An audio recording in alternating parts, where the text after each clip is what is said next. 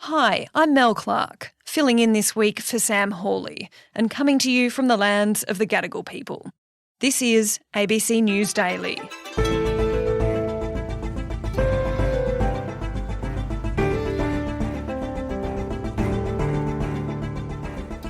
Rising rents are biting around the country, and in some towns, even those with steady work and a good rental history have been priced out of the market.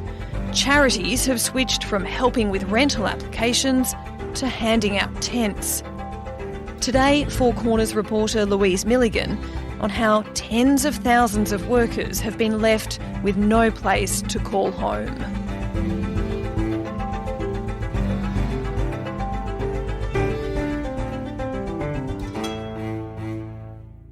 Louise, it used to be that if you were a low-income worker, you would struggle to buy a home. Now you're struggling to rent a home. You saw this when you visited the New South Wales mid-north coast. Tell me about Kyla Jobson. Yeah, so Kyla is a single mother of two lovely little kids. Don't wander off. Don't disappear. And she's a hospitality worker, so she's working as a cleaner and behind the bar of a tavern in Bellingen. She was living in a rental property, which was really falling down around her ears, to be honest. I noticed that there were like bubbles popping up in the ceiling, and you could tell it had been leaking and then destroyed my son's bed. Every time it rains, it just leaks straight through. A few months ago, the owner decided to put up the rent. So she gave notice, thinking with 5 months to go in the lease, that she would be fine to find another place. And she applied for dozens and dozens of properties. And when we caught up with her the day that she was moving, she had nowhere to go. And so she was going to be moving into the motel where she works with her two kids, into a one-bedroom motel room. It's kind of hard. I keep going through like excited that we're out of it, because a lot of the mould and things inside I was worried about for my kids and the baby, but I'm a bit upset because you just don't know where I'm going. So this is a woman who has a job, has good employment, has kids to look after, a reasonable rental record, but there was nothing that she could find? Yeah, when we went to visit Bellingen, it really has changed. I mean, I remember going there, more than a decade ago to cover a story, and it was quite a sort of quiet, sleepy, nice country town. Now it's very, gentrified. There are all lovely clothes in the shops and $60 candles and cafes and all that sort of stuff. And Kyla told me that, houses that she was looking at, a couple of years ago that were being advertised for $350 a week, they're now going for $650, $700 a week. And it's like I walked through that house,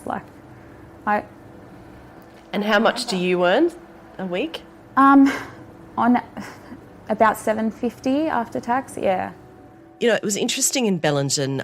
There were cafes there when we were there that had signs up saying, was there any accommodation for their staff, because their staff had nowhere to live.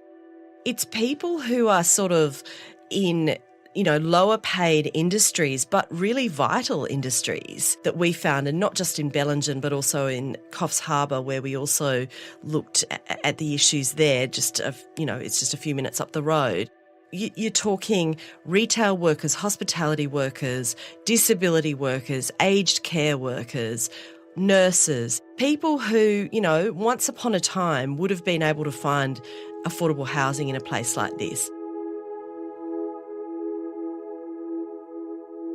Tell me what's going on here. We know this is a growing problem. We're seeing it especially in coastal areas and regional towns. Why are we seeing such big rent rises? COVID was a really big issue. People were working from home, and it became the norm that, you could do your job remotely. A lot of people came up from Melbourne. They saw it as an opportunity to be by the beach, to get a property that is a lot cheaper than what they're leaving. But also there's the other issue of Airbnb. because also during COVID, there was a lot more, as well as internal migration, there was a lot more internal tourism because people weren't going overseas. And a lot of people who had holiday houses were putting them on the market for Airbnb.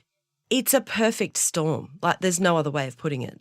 So when the private rental market doesn't deliver, there's social housing to provide some long-term help, right? Well, no, because there has been chronic underinvestment for decades in social housing. And if you look at Coffs Harbour as a case study, the wait list there is one of the longest in New South Wales. It's more than 10 years, but like more than 10 years is just the highest bracket that they measure it by. It's way more than that. You're looking at 15 years plus to get a social housing home. They just stop counting after 10 years, is that it? Yeah, pretty much, exactly. So the private rental market, it's just too expensive. We've got people waiting more than a decade for social housing.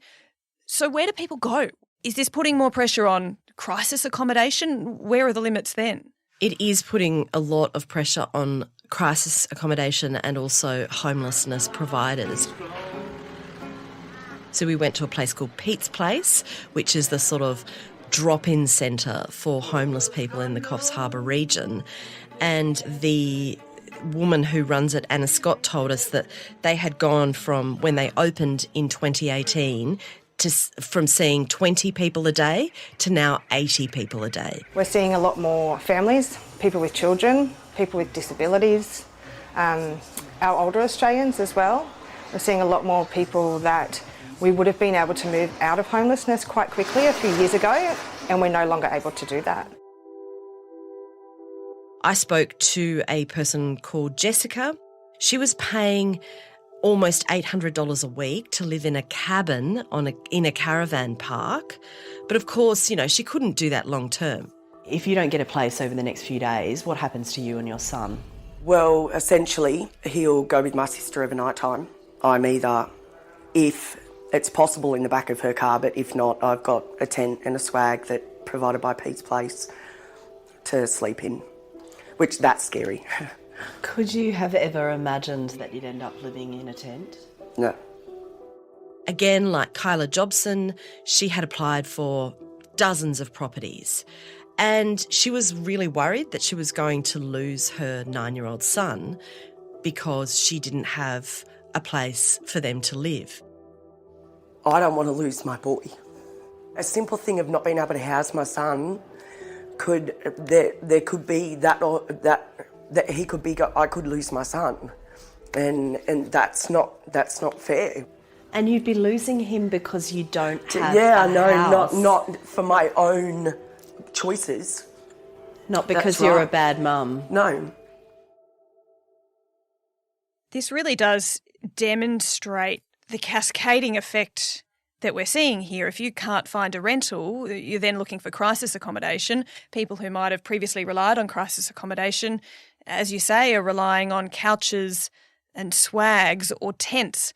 Tell me about what you saw of people living that precarious existence. Yeah, it was really interesting. We went for a drive around with Sarah Borrett, who is from a not-for-profit organisation called New Horizons. They're just giving people tents because there are no houses. So this is one of our hotspots. So we went around to these campsites and they're very precarious because, they're not necessarily allowed to actually camp in the places that they're at, and it's quite unsafe. The people who live there, well, a lot of them, they might work during the day, but if not, they clear out during the day because they don't want to be seen by the rangers and moved on. They'll get down here late night and then they'll move on early morning before the beach walkers and things like that start. We'll quite often have people camping in the bush here as well.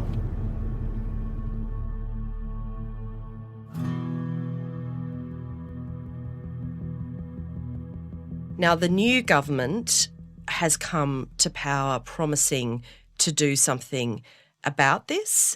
The government has promised 20,000 social houses over the next 5 years and 10,000 affordable houses over the next 5 years.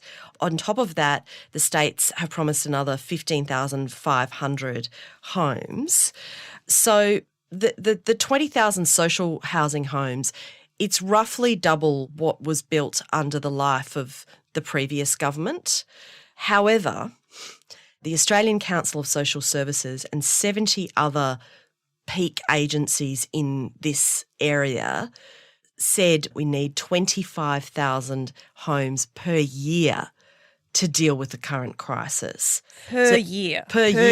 So the previous government, over its 9-year life, 12,162. And now we're saying per year we need 25,000. Yeah. So if you put together what the new federal government is promising and what the states have promised, it's still a third of what ACOS is saying is needed just to deal with the current crisis. You know, it's really, really problematic. And I spoke to the new Housing Minister, Julie Collins, who, like Anthony Albanese, actually spent time in her childhood in social housing. So unusually for a politician does have an understanding of this. Here we are. She didn't really quite answer it. She was like, we're just trying to do things as quickly as we can. We're looking at all the different options. We're miles behind the 8 ball. The former government clearly didn't do enough when it came to getting more stock of social and affordable houses on the ground. So shouldn't that 30,000 figure be 3 times that then? Well, we've got the constraints also in the construction sector. We need to be able to build homes as fast as we can. That's what we're going to do. I mean, it just doesn't seem right in Australia, given how wealthy we are, that people who are working full-time can't find a place to live. So we have plans from the federal government and state governments to build more housing, but it's not enough, and what is going to be built is going to take some years. So where does that leave people looking for a home right now? It leaves them living in tents. It leaves them living in motels. It leaves them trying to find $800 a week for a cabin, living in cars, couch surfing with relatives. That's the shame that Australia is facing right now, and will do so for the foreseeable future.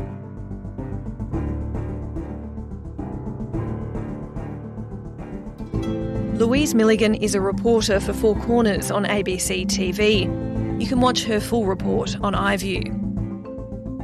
This episode was produced by Sydney Peed and Chris Dengate, who also did the mix. Supervising producer is Stephen Smiley.